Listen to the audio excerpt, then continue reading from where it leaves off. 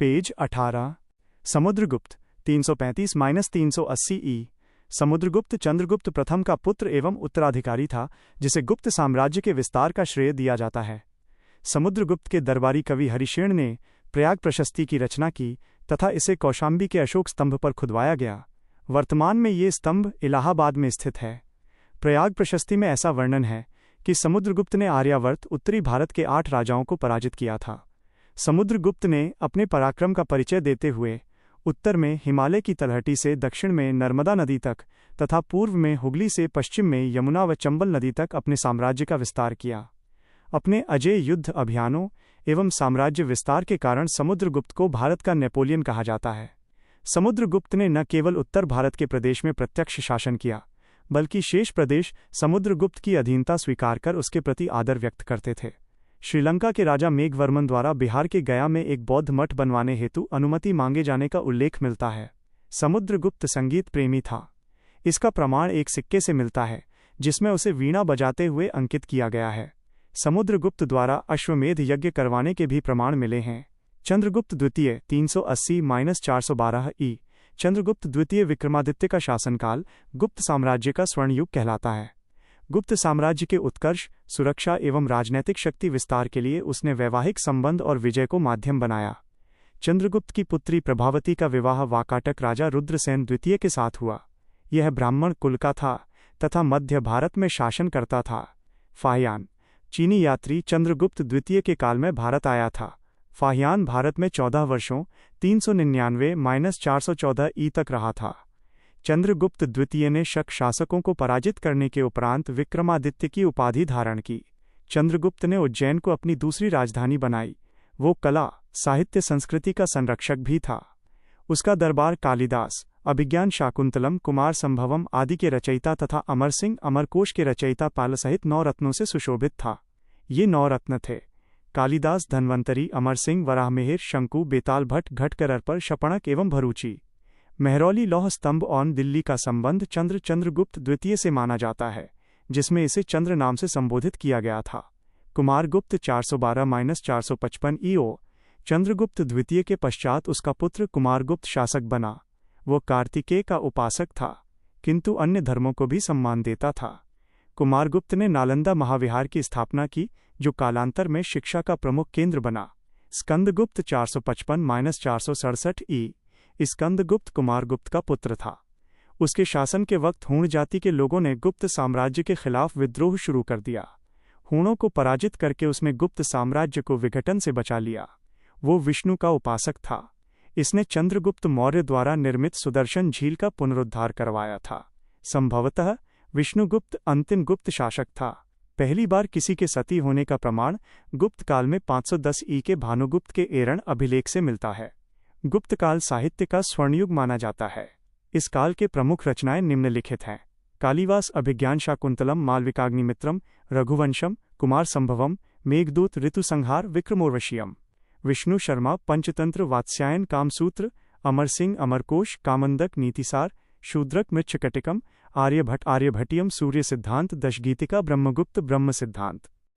पालकालीन बिहार। हर्षवर्धन के शासनकाल 606-647 ई के पश्चात उत्तरी भारत में राजनीतिक अव्यवस्था का वातावरण व्याप्त हो गया। 8वीं शताब्दी के मध्य में पूर्वी भारत में पाल वंश का उदय हुआ। पाल वंश का संस्थापक गोपाल था, जिसने 750-770 ई तक शासन किया। इस वंश के प्रमुख शासक धर्मपाल, देवपाल, नारायणपाल, नयपाल, रामपाल आदि थे। गोपाल ने अपने शासनकाल में मगध पर अधिकार कर लिया। उसने ओदंतपुरी में एक मठ अथवा विश्वविद्यालय का निर्माण करवाया था। गोपाल के पुत्र धर्मपाल ने 770-810 ई के मध्य शासन किया। हर्षवर्धन के काल से ही कन्नौज उत्तर भारत में राजनैतिक सत्ता का प्रमुख केंद्र था। इसलिए कन्नौज पर अधिकार के लिए तत्कालीन प्रमुख राज्यों पाल पूर्वी भारत, प्रतिहार पश्चिमी भारत एवं राष्ट्रकूट दक्षिण भारत के मध्य त्रिपक्षीय संघर्ष चला। धर्मपाल ने इस त्रिपक्षीय युद्ध में भाग लिया तथा कन्नौज पर आक्रमण करके उत्तरापथ स्वामी की उपाधि धारण की। धर्मपाल ने भागलपुर में विक्रमशिला विश्वविद्यालय तथा सोमपुरी में विहार का निर्माण करवाया तथा नालंदा विश्वविद्यालय के रखरखाव हेतु 200 गांवों के राजस्व का दान भी दिया। पाल शासक बौद्ध धर्मावलंबी थे। धर्मपाल की राजसभा में प्रसिद्ध बौद्ध लेखक हरिभद्र सूरी को महत्वपूर्ण स्थान प्राप्त था। धर्मपाल की मृत्यु के पश्चात उसका पुत्र देवपाल 810-850 ई शासक बना। देवपाल मुंगेर, बिहार को अपनी राजधानी बनाया। उसने प्रतिहार शासक मिहिर भोज को पराजित किया। इसने प्रसिद्ध विद्वान वीरदेव को नालंदा विहार का प्रधानाचार्य नियुक्त किया। जावा, वर्तमान इंडोनेशिया का भाग के शासक बलपुत्र देव ने देवपाल की अनुमति से नालंदा में विदेशी विद्यार्थियों हेतु छात्रावास का निर्माण करवाया। पालकालीन कांसे की मूर्तियां अपनी कलात्मकता के लिए प्रसिद्ध थीं। इस कला के प्रवर्तक धीमन एवं विठपाल को माना जाता है। मगध के उत्तर गुप्त राजवंश। गुप्त वंश के पतन के पश्चात उत्तर गुप्त अथवा मगध गुप्त वंश का प्रादुर्भाव हुआ, जिन्होंने पाटलिपुत्र को राजधानी बनाकर शासन किया। उत्तर गुप्त वंश ने भारत में लगभग 2 शताब्दियों तक शासन किया था। इस वंश का संस्थापक कृष्णगुप्त को माना जाता है। जिस समय पेज 19 गुप्त वंश का पतन हुआ, तब तत्कालीन राजनीति में विकेंद्रीकरण एवं अनिश्चितता का माहौल उत्पन्न हो गया था। कई स्थानीय सामंतों एवं शासकों ने विद्रोह कर दिया और साम्राज्य के विस्तृत क्षेत्रों में अलग अलग राजवंशों की स्थापना कर ली। उत्तर गुप्त राजवंश इन्हीं में से एक था। उत्तर गुप्त राजवंश के संबंध में गया तथा भोजपुर आदि जिलों से प्राप्त अभिलेखों से जानकारी प्राप्त होती है। अपसड़ अभिलेख के अनुसार कृष्णगुप्त इस वंश का संस्थापक था। कृष्णगुप्त के पश्चात हर्षगुप्त शासक बना था। गुप्त वंशीय शासक नरसिंहगुप्त के मांडलिक के रूप में हूणों से युद्ध का उल्लेख मिलता है। प्राचीन बिहार के विभिन्न वंश शासक एवं उनकी राजधानी, यहाँ राजवंशों और उनकी राजधानियों की जानकारी दी गई है। बृहद्रथ वंश की राजधानी गिरिव्रज या राजगृह थी। बिंबिसार की राजधानी भी गिरिव्रज या राजगृह ही थी। उदयन के समय राजधानी पाटलिपुत्र थी। शिशुनाग वंश की राजधानी वैशाली थी। कालाशोक के समय राजधानी पाटलिपुत्र थी। नंदवंश की राजधानी पाटलिपुत्र थी। मौर्य वंश की राजधानी पाटलिपुत्र थी। कुषाण वंश की राजधानी पुरुषपुर तथा मथुरा थी। गुप्त वंश की राजधानी पाटलिपुत्र थी। पाल वंश की राजधानी मुंगेर थी। वस्तुनिष्ठ प्रश्न। 1 प्रश्न, प्राचीन महाजनपद मगध की प्रथम राजधानी कौन सी थी?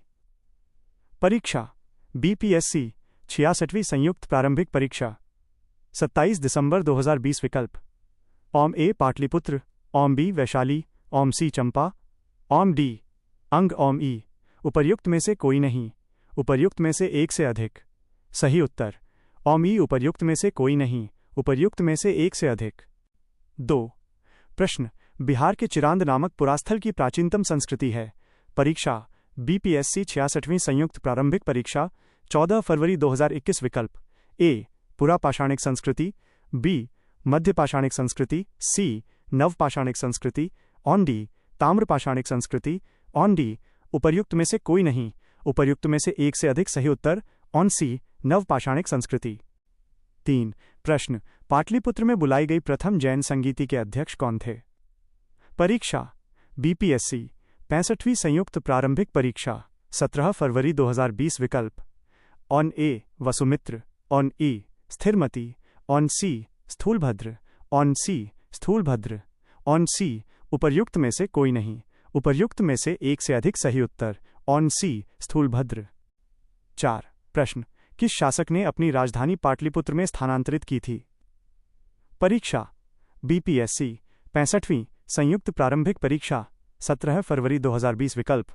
ओम ए बिंबिसार, ओम बी अजातशत्रु, ओम मी उपर्युक्त मौर्य, ओम मी उपर्युक्त में से कोई नहीं, उपर्युक्त में से एक से अधिक। सही उत्तर ओम मी उदयन। 5 प्रश्न, भगवान बुद्ध के महापरिनिर्वाण के बाद पहली बौद्ध संगीति हुई थी? परीक्षा बीपीएससी 64वीं संयुक्त प्रारंभिक परीक्षा 16 दिसंबर 2018 विकल्प। ए राजगृह राजगीर में, बी गया में, सी पाटलिपुत्र में, डी वैशाली में, उपर्युक्त में से कोई नहीं, उपर्युक्त में से एक से अधिक। सही उत्तर ए राजगृह राजगीर में। 6 प्रश्न, ओदंतपुर शिक्षा केंद्र निम्न में से किस राज्य में अवस्थित था? परीक्षा बीपीएससी 60वीं 62वीं संयुक्त प्रारंभिक परीक्षा 12 फरवरी 2017 विकल्प। ए बंगाल, ऑफ बी बिहार, ऑफ ई गुजरात, ऑफ डी तमिलनाडु, ऑफ ई उपर्युक्त में से कोई नहीं, उपर्युक्त में से एक से अधिक। सही उत्तर ऑफ बी बिहार। 7 प्रश्न, नालंदा विहार का विध्वंस किया था? परीक्षा बीपीएससी 60वीं 62वीं संयुक्त प्रारंभिक परीक्षा 12 फरवरी 2017 विकल्प। ए बख्तियार खिलजी, ऑप बी कुतुबुद्दीन ऐबक, ऑप बी अलाउद्दीन खिलजी, ऑप ई उपर्युक्त में से कोई नहीं, उपर्युक्त में से एक से अधिक सही उत्तर। ऑप ए बख्तियार खिलजी। 8 प्रश्न, विश्व का पहला गणतंत्र वैशाली में किसके द्वारा स्थापित किया गया? परीक्षा बीपीएससी 48वीं 52वीं संयुक्त प्रारंभिक परीक्षा 2008 विकल्प ऑन बी नंद ऑन सी गुप्त ऑन डी लिच्छवी। सही उत्तर ऑन डी लिच्छवी। 9 प्रश्न, पाटलिपुत्र का संस्थापक था? परीक्षा बीपीएससी 48वीं 52वीं 46वीं प्रतियोगिता और प्रथम क्षेत्रीय कार्यालय परीक्षा विकल्प ए उदयन, बी अशोक, सी बिंबिसार और डी महापद्मनंद। सही उत्तर और डी महापद्मनंद। सही उत्तर ए उदयन। 10 प्रश्न, संख्यात्मक रूप से बिहार की सबसे बड़ी अनुसूचित जनजाति है?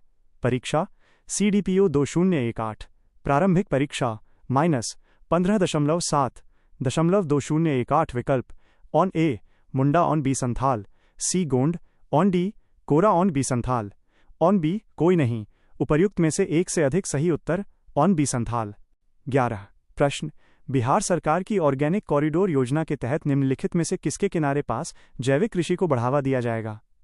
परीक्षा सीडीपीओ 2018 प्रारंभिक परीक्षा -15.7.2018 विकल्प इजिचू और ए गंगा नदी और बी राष्ट्रीय राजमार्ग, सी तराई पट्टी और डी नगरीय केंद्र और ई उपर्युक्त में से कोई नहीं, उपर्युक्त में से एक से अधिक सही उत्तर और ए गंगा नदी। 12 प्रश्न, केसरिया सुप्रसिद्ध है? परीक्षा सीडीपीओ प्रारंभिक परीक्षा 1998 विकल्प और ए पाल सैनु तक्षण कला के लिए और बी बौद्ध स्तूप के लिए और बी सूफी दरगाह के लिए। सही उत्तर और बी बौद्ध स्तूप के लिए। 13 प्रश्न, कुम्हरार स्थल संबंधित है? प्राचीन परीक्षा सीडीपीओ प्रारंभिक परीक्षा 1998 विकल्प ए पाटलिपुत्र से और बी चंपा से, सी अंग से और डी राजगीर से। सही उत्तर और बी पाटलिपुत्र से। 14 प्रश्न, चीनी यात्री इत्सिंग ने बिहार का भ्रमण किया? लगभग परीक्षा बीपीएससी 40वीं संयुक्त प्रतियोगिता पीटी परीक्षा 1995 विकल्प ऑन ए 405 ई में, ऑन बी 635 ई में, सी 670 ई में, ऑन डी उपरोक्त में से कोई नहीं। सही उत्तर ऑन सी 670 ई में। 15 प्रश्न, पाटलिपुत्र को किस शासक ने सर्वप्रथम अपनी राजधानी बनाया? परीक्षा बीपीएससी 42वीं संयुक्त प्रतियोगिता पीटी परीक्षा 1998 विकल्प ए चंद्रगुप्त मौर्य और बी अशोक महान और बी चंद्रगुप्त विक्रमादित्य और डी कनिष्क। सही उत्तर और ए चंद्रगुप्त मौर्य।